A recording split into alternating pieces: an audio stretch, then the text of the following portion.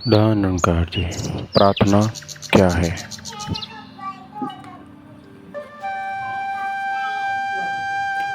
प्रार्थना मन की शुद्धि, आत्मा का आनंद और जीवन का आधार है।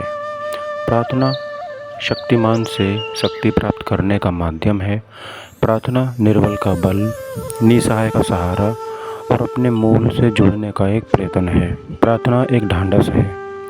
प्रार्थना परमात्मा में अपनी आत्मा का फैलाव है, अपनी अल्पज्ञता को सर्वोत्तम में विलीन करने का नाम है। सीमित को असीम से जोड़ने का प्रयत्न है। जीवन धारा का जीवन सागर से अलौकिक मिलन है। प्रार्थना मानव का मौलिक अधिकार है, परंतु प्रार्थना स्वीकार करना निरंकार अथवा सतगुरु की दयालुता है। जहाँ हमारी बुद्धि की सीमा खत्म होती है, वहीं से प्रार्थना की हद शुरू होती है। जब हमारी बहुत सोची समझी योजनाएं असफल हो जाती हैं, हमारी बुद्धि अपनी हार स्वीकार कर लेती है, तो हम एक असीम शक्ति को पुकारते हैं। इस हृदय की चीख पुकार का नाम ही प्रार्थना है। इस असीम शक्ति को चाहे कोई किसी नाम से पुकारे, यह सबकी सुनती है।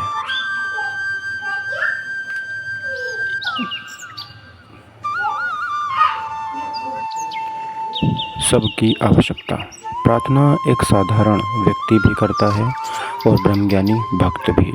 अक्सर देखा जाता है कि एक साधारण व्यक्ति अपने दुख और संकट के समय बेबस होकर किसी अनजान शक्ति को, जिसे परमात्मा के नाम से पुकारता है, उसके आगे संकट दूर करने के लिए प्रार्थना करता है।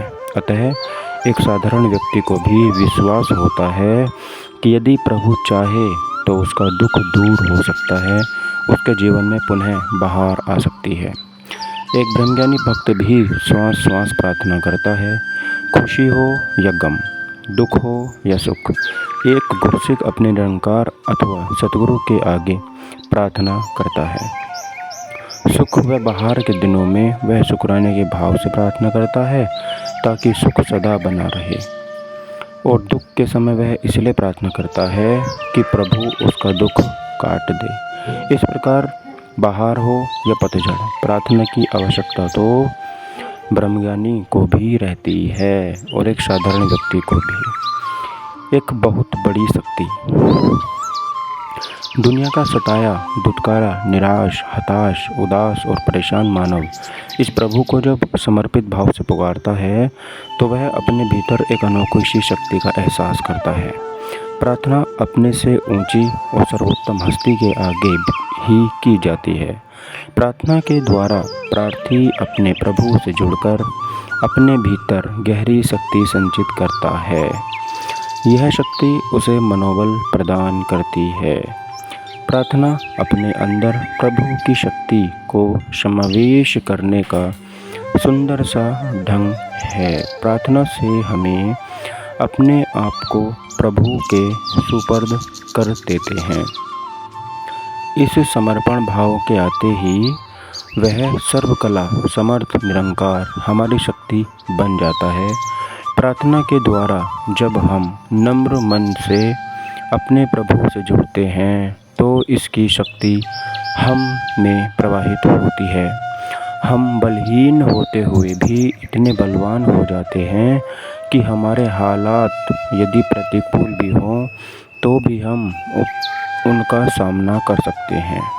हम हालात के हाथों की कठपुतली न रहकर हालात को सबके वश में कर सकते हैं।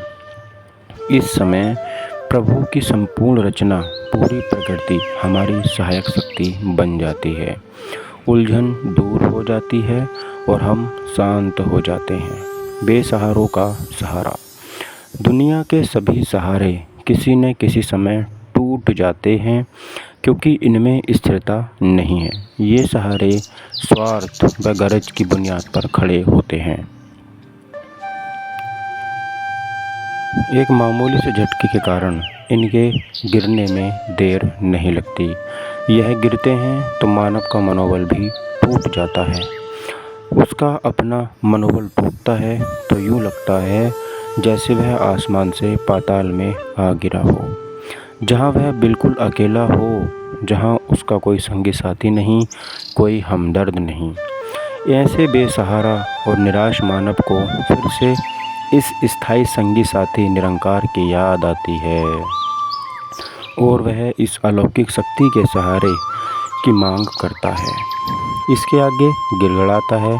मानव की चीख पुकार सुनकर यह दयालु दातार अपने दया भंडार का द्वार खोल देता है और मानव को ऐसा स्थिर सहारा मिल जाता है जो कभी डांवाडोल नहीं होता।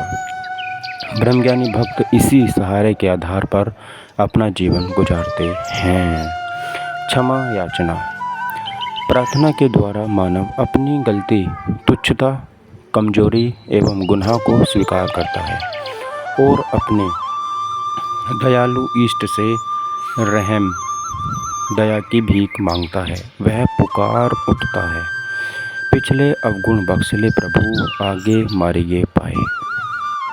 अर्थात, हे दाता मुझे बख्श लो, मुझे पनाह दो, केवल आप ही मेरा आसरा हैं, आप ही मेरा मार्गदर्शन करो। जब प्रार्थी के हृदय से ऐसी पुकार निकलती है तो यह दयालु प्रभु अपना बिरद निभाता हुआ भूले भटके इंसान को सहारा बख्श देता है, अपनी दिव्य शक्तियों को उसकी सहायता के लिए मुकर्रर कर देता है। ये ब्रह्मज्ञानी भक्त को सदा एहसास रहता है कि उससे जाने अनजाने में अनेक भूलें हो जाती हैं, इसलिए वह हर समय प्रार्थना करता है कि मैं हाँ सदा भूलनहार, तू है दाता बख्शनहार, मेरे अवगुण ना चीतार। अर्थात, हे दाता मैं सदैव भूले करता हूँ, मेरी भूलों को आप ही क्षमा कर देना, आप ही बख्शनहार हो, क्षमाशील हो, मेरे अवगुणों की ओर ध्यान न देना और अपनी कृपा दृष्टि बनाए रखना। मुझे इन भूलों के लिए क्षमा कर दो और आगे के लिए सही मार्ग दिखाओ। ऐसी प्रार्थना में गुरसिख अपनी भूल का एहसास करता है और वह दोबारा भूल ना करने का संकल्प भी करता है और दातार से ऐसा कर पाने की शक्ति भी मांगता है। वह दयालु निरंकार सद्गुरु उसे क्षमा कर देते हैं और हर प्रकार की सजा से उसे बचा लेते हैं। समर्पण। प्रार्थना से प्रार्थी के अंदर समर्पण भाव प्रबल हो उठता है। वह अपने आप को दीनहीन, कमज़ोर एवं निर्बल समझता है और दास भावना से अपने सद्गुरु से पनाह मांगता है और प्रार्थना करता है कि उस पर कृपा दृष्टि सदैव बनी रहे। प्रार्थना के द्वारा एक गुरसिख शक्ति स्रोत निरंकार से नाता जोड़ लेता है। यह मिलन बूंद का सागर से मिलन है। इस बेजोड़ मिलन में बूंद असीम शक्ति से मिलकर विशाल और समर्थ बन रही होती है। इस शक्तिमान की शक्तियाँ इस बूंद रूपी मानव में जब प्रवाहित होती हैं तो प्रार्थी आत्मिक तौर पर इतना बलवान बन जाता है कि उसके कदम किसी परिस्थिति में विचलित नहीं होते। मायावी आकर्षणों से बचाव।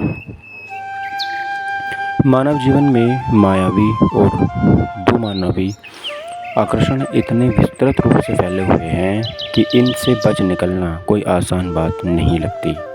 यह शैतानी और मायावी शक्तियाँ सदैव भक्त को भगवान से कृपा दायरे से बाहर निकलने का प्रयास करती रहती हैं, ताकि उसके बाहर होते ही ये उसे अपना शिकार बना लें।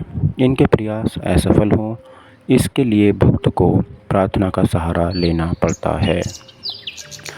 भक्त श्वास श्वास प्रार्थना करता है कि हे दयालु सद्गुरु, मुझे अपने सुरक्षा के घेरे में लिए रखना, मुझ पर अपनी कृपा दृष्टि बनाए रखना।